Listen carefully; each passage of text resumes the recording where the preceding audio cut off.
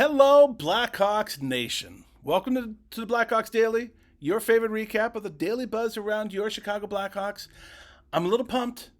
Wrong sport, but tonight, as I'm recording it, Monday Night Football, Bears, right? Let's go, Bears. Come on. Going against the Vikes? Please. I'm a little nervous, though. It's national TV. We normally don't do great on national TV, but let's go, Williams. I'm so excited. I'm so jacked for tonight. It's not even funny. But you're not here to talk about football, even though if you want to, we can. But we're here to talk about the Hawks, best team in hockey, best city in the world, Chicago, best jersey in all of sports, or sweater in all of sports. So I'm your host, PJ. I didn't even start with that. I'm your host, PJ. How you doing? Thanks for tuning in.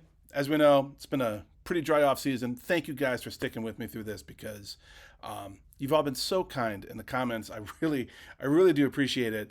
And yeah, it's been a struggle trying to find things to talk about, but we're doing it. We got 4 good topics of today. I'm telling you, you're going to love it. So let's get into those.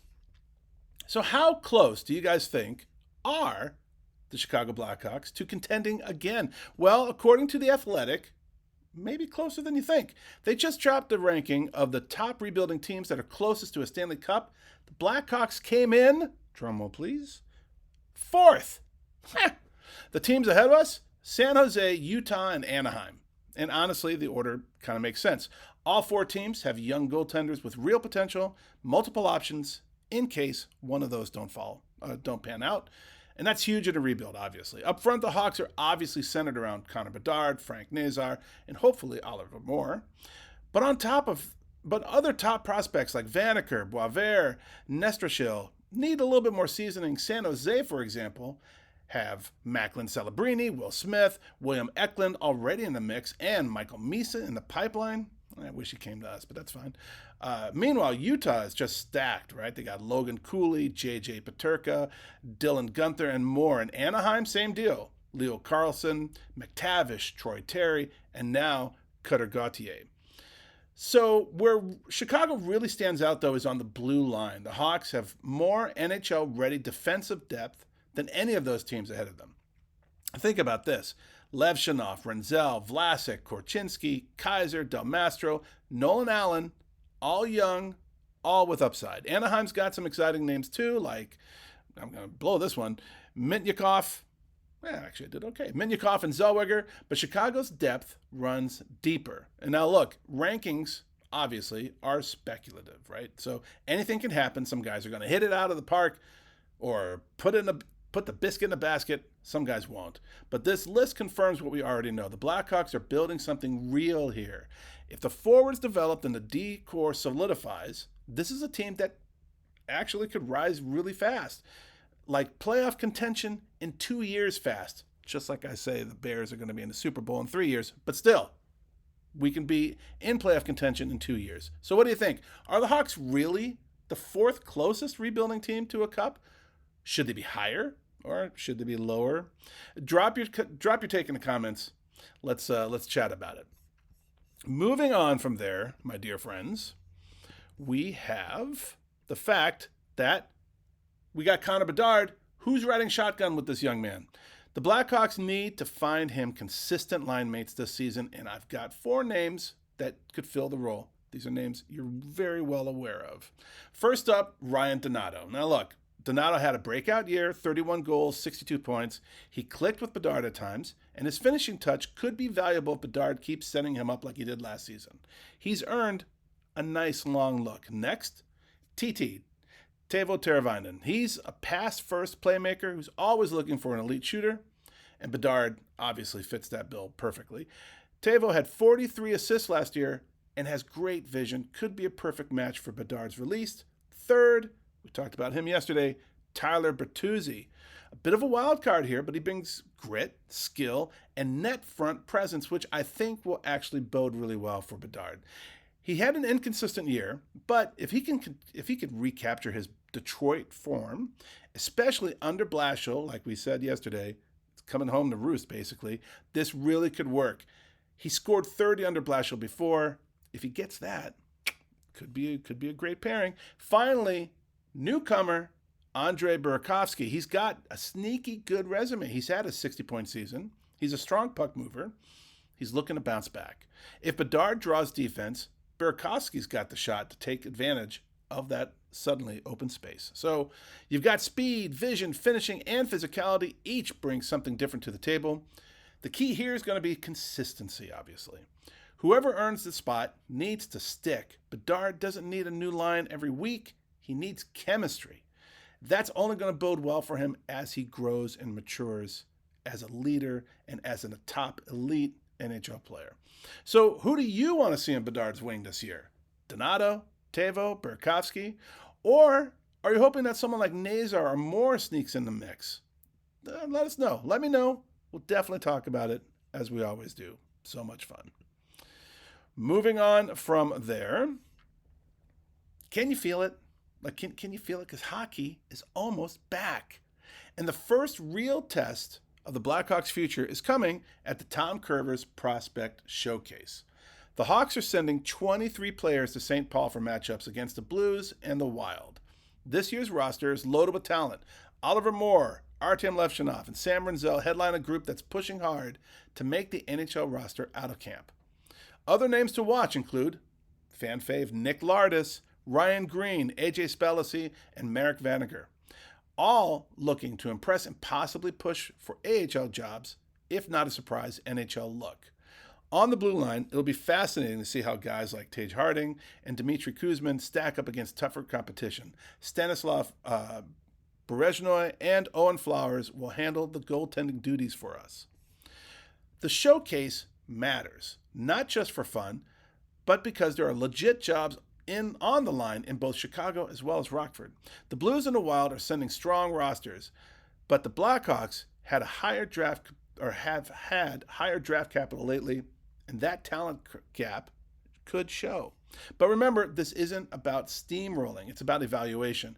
Who fits in Jeff Blashill's system? Who plays fast, pressures the puck, handles defensive responsibilities? Those are the players that are going to make the noise this year at camp. All eyes are going to be on Moore, Levshinov, and Renzel, but don't sleep on guys like Martin Misiak or Jack Pridham. If someone gets hot here, it could open the doors for them that didn't even exist 2 weeks ago. The showcase streams live this weekend on the Blackhawks website and the app, so make sure you tune in. I mean, it's right there. Might as well watch them. And if you see something you like, let us know. We'll talk about it next episode for sure. But you know what? You know what all this means. Hockey's back. Let's go. Ooh, can't wait. All right. And finally, we got our hot takes. So let's see who we talked to. We had Tom F. 3256, repeat offender. PJ, great show as always. Thank you, sir. I've been watching every day. There just isn't much. There isn't much exciting else to talk about right now. The video is making the rounds with Bedard's training. That should get everyone fired up. He looks strong and locked in, and he does, right? We've talked about that. He forgoed, whatever. He didn't go to a couple of the international competitions because he wanted to stay home and focus on his skating, focus on his speed, building his strength. So watch a couple of the newer videos of him. He looks great, and I can't wait for him to pop off. It's gonna be awesome. So that's a lot of fun. So thank you, Tom. Really appreciate it. Spencer Hawk, 9742, repeat offender for sure. He always makes me realize that. Never saw Larmer. What? Never saw Larmer, Roenick, or any Hawk after dollar bills took him off of TV. Well, okay, fair enough. I didn't return until Rocky put them back on television and finally started welcoming back all the stars that dollar bill alienated. So very true. Actually, it's kind of funny. It's kind of why I keep mentioning the NHL 95 game and those back then, because the Hawks weren't on TV very much. And so Larmer was really great in that game, though. If you ever get to Genesis, Sega, check it out. But very true. Thank you very much, sir. Oh, and he said, great show. I really appreciate that, Spencer. You're awesome. Thank you for that, sir. Rendezvous 5784, I believe is a repeat offender, says, is it me or do you look like you're in a fog or fuzzy? Go Hawks. What have you been drinking, Rendezvous? What are you smoking? Put down the pipe. I'm just kidding. Actually, I did that. The last episode I did really late last night in a different spot in my house. And for whatever reason, the lighting was terrible. So I do apologize about that. I thought it was just me being really tired and I couldn't tell, but I just took a peek to get these comments at the last episode. Yeah. I might as well look like I was in a pool or something. So I apologize about that. It should be a lot more crisper right now. So not that you want to see this very crisply. This is not great, but thank you for your comment anyway, Rendezvous. I really appreciate it.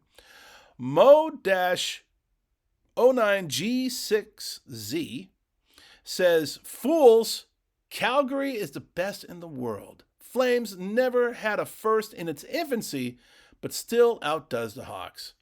Saying that, I was a Hawks fan when I was a child, way before the Flames became a Calgary team. Okay. A, thank you for being a Hawks fan, kind of. B, this is a Hawks channel, so you can take your Calgary Flames and shove it. No, I'm just kidding. Thank you for your comment. I'm glad you're passionate about the Flames. That's awesome. I hope they do great, and I hope that the Hawks do way better, and they will, because Centennial season. It's like ordained. It's like the Blues Brothers saying we're on a mission from God, right? This is our year, at least to do better. We're not going to end up in the cellar this year. I think we're going to have a pretty darn good year. I'm really looking forward to celebrating this all with you guys. I'm looking forward to all of us, as we always do, collectively uplift this original six team, or the Flames original six? I don't think so.